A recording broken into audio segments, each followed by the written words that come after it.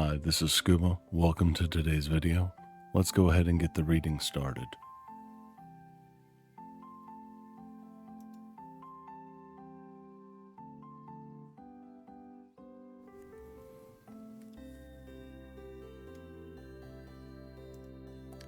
Snow White and Rose Red by Jacob and Wilhelm Grimm, 1922.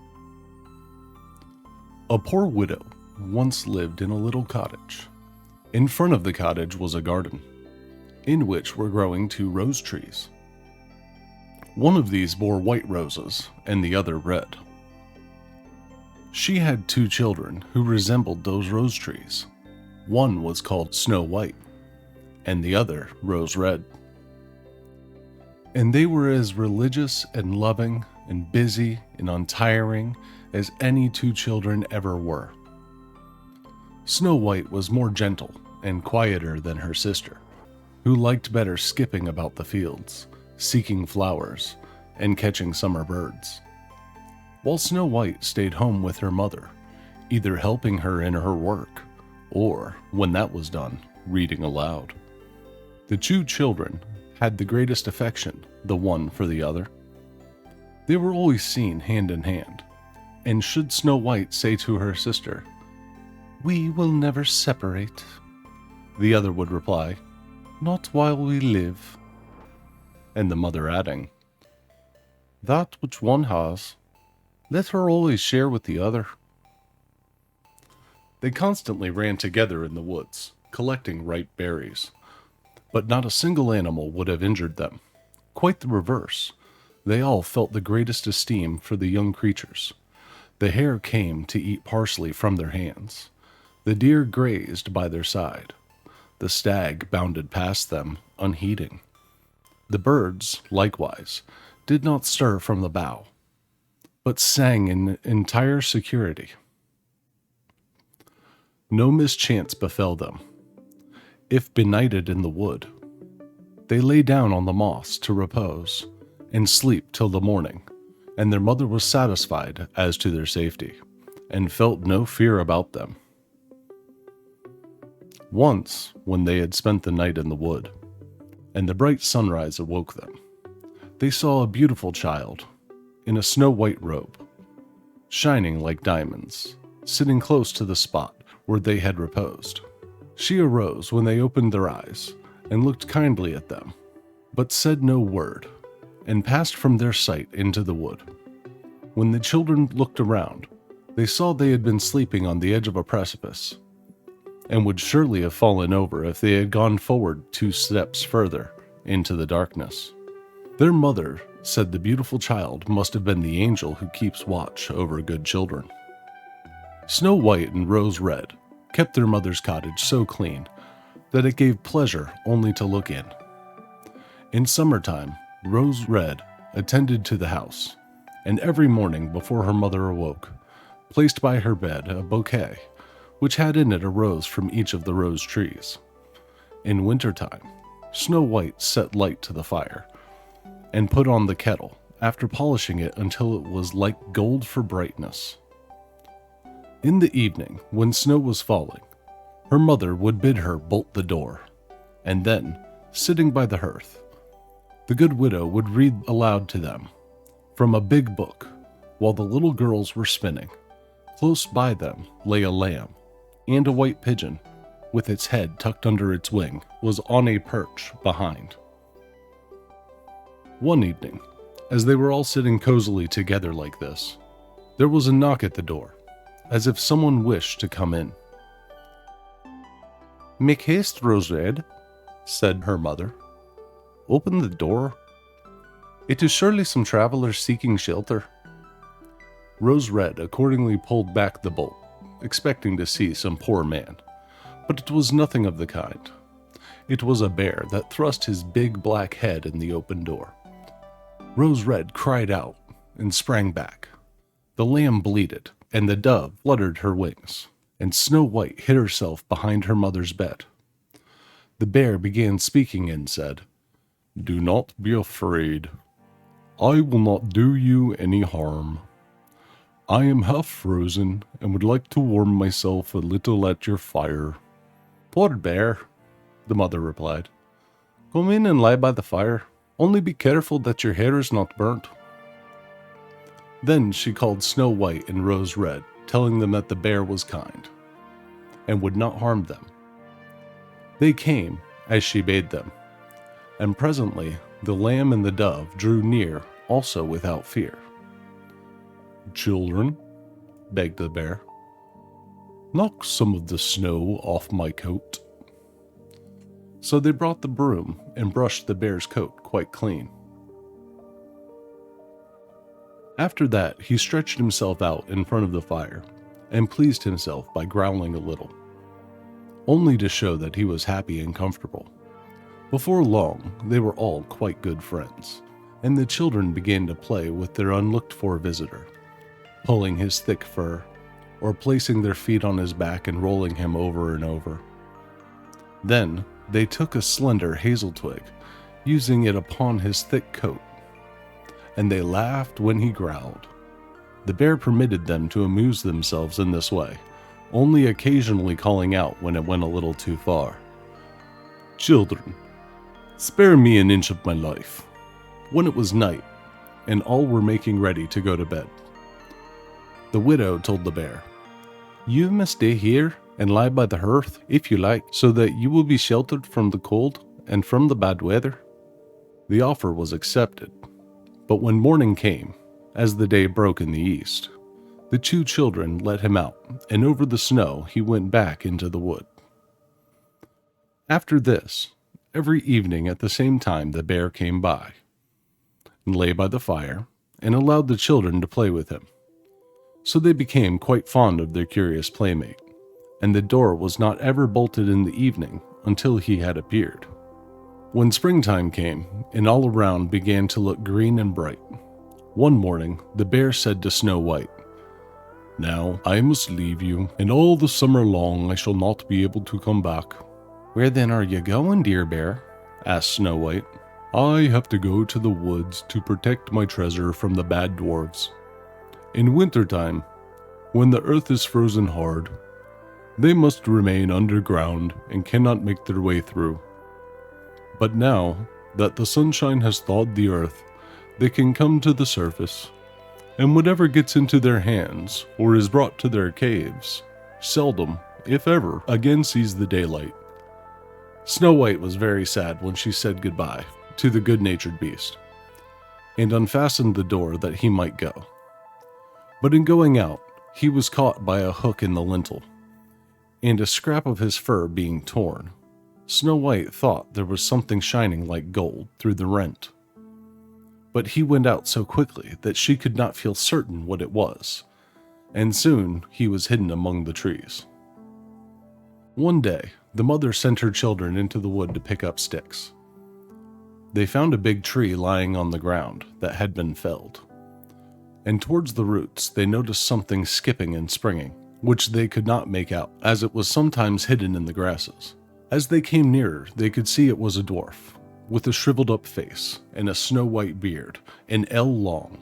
The beard was fixed in a gash in the tree trunk, and the tiny fellow was hopping to and fro like a dog at the end of a string. But he could not manage to free himself. He stared at the children with his red, fiery eyes, and called out, Why are you standing there? Can't you come and try to help me? What were you doing, little fella? Inquired Red Rose. Stupid, inquisitive goose, replied the dwarf. I meant to split the trunk so that I could chop it up for kitchen sticks. Big logs would burn up the small quantity of food we cook, for people like us do not consume great heaps of food as you heavy, greedy folk do.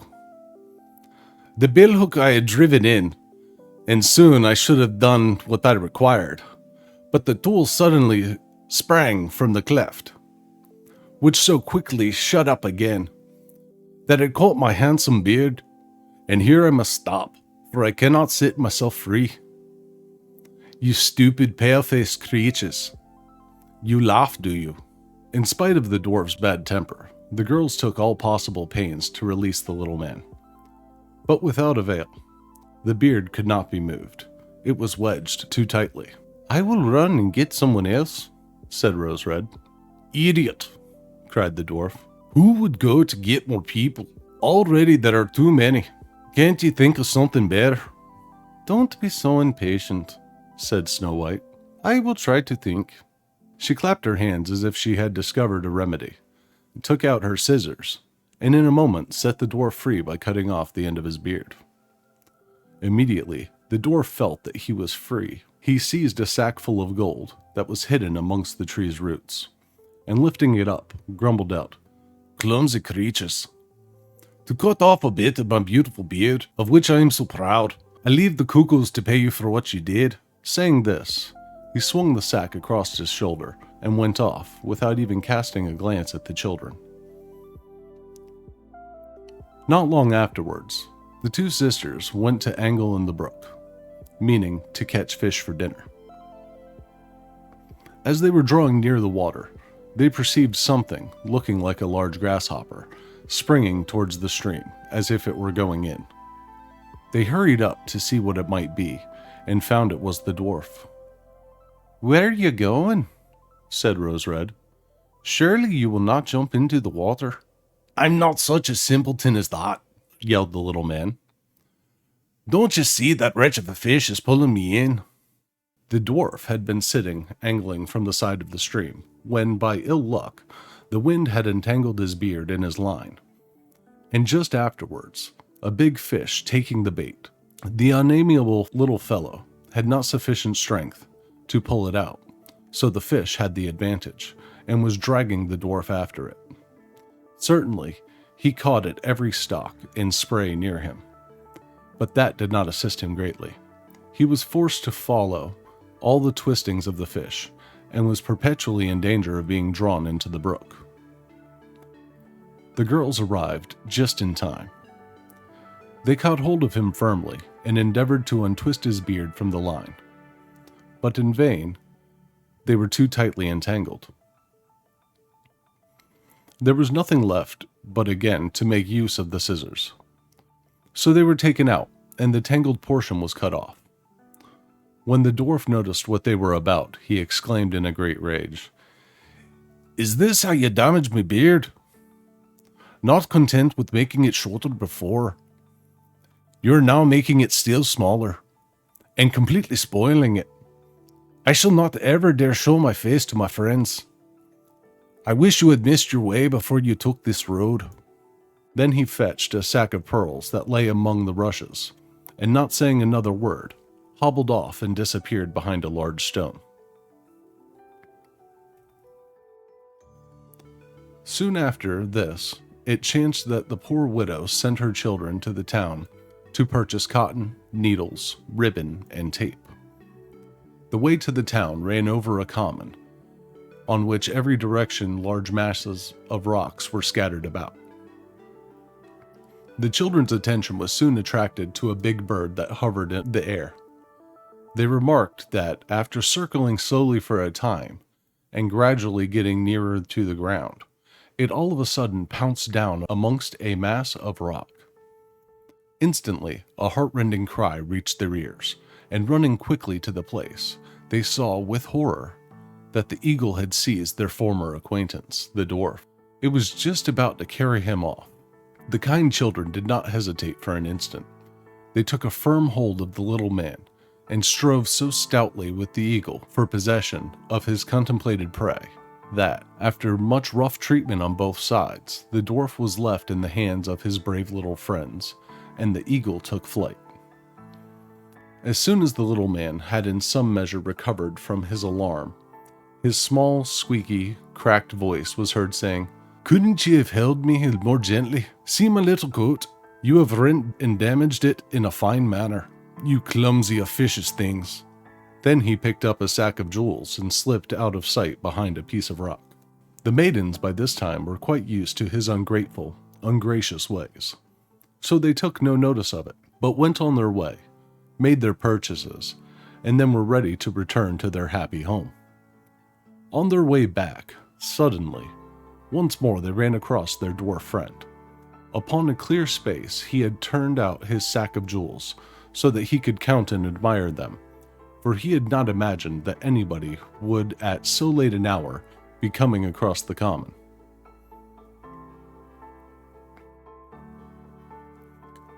The setting sun was shining upon the brilliant stones, and their changing hues and sparkling rays caused the children to pause and admire them so. "What are ye gazing at?" cried the dwarf, at the same time becoming red with rage. "And what are you standing there for, making ugly faces?" It is probable that he might have proceeded in the same complimentary manner, but suddenly a great growl was heard nearby them, and a big black bear joined the party. Up jumped the dwarf in extremest terror, but could not get to his hiding place. The bear was too close to him, so he cried out in very evident anguish, "Dear Mr. Bear, forgive me, I pray. I will render you all my treasure. Just see those precious stones lying there. Grant me my life. What would you do with such an insignificant little fellow? You would not notice me between your teeth. See, though, those two children, they would be delicate morsels, and are as plump as partridges. I beg of you to take them, good Mr. Bear, and let me go." But the bear would not be moved by his speeches. He gave the ill-disposed creature a blow with his paw, and he lay lifeless on the ground. Meanwhile, the maidens were running away, making off for home as well as they could. But all of a sudden, they were stopped by a well-known voice that called out, "Snow White, Rose Red, stay, do not fear, I will accompany you." The bear quickly came towards them, but as he reached their side, suddenly, the bearskin slipped to the ground, and there before them was standing a handsome man, completely garmented in gold, who said, "I am the king's son, who was enchanted by the wicked dwarf lying over there. He stole my treasure, and compelled me to roam the woods, transformed into a big bear until his death should set me free. Therefore, he has only received a well-deserved punishment." Some time afterwards, Snow White married the prince and Rose Red his brother. They shared between them an enormous treasure which the dwarf had collected in his cave. The old mother spent many happy years with her children.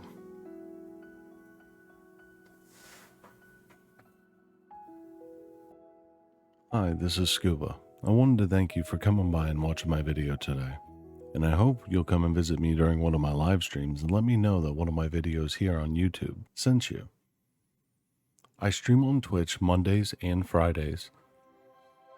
Go ahead and drop me a follow there, and you'll get alerted when I'm going live. I do take requests for Fairy Tale Fridays, and on Mondays we do Metal Bending Monday, where I make custom-made jewelry, and I hope to see you soon. If you want to see more of my videos, go ahead and click the playlist up in the corner. Or you can follow the links down in the description. That'll take you to my Twitch page, as well as both of the community Discords that I'm a part of. Thank you, and I look forward to seeing you soon.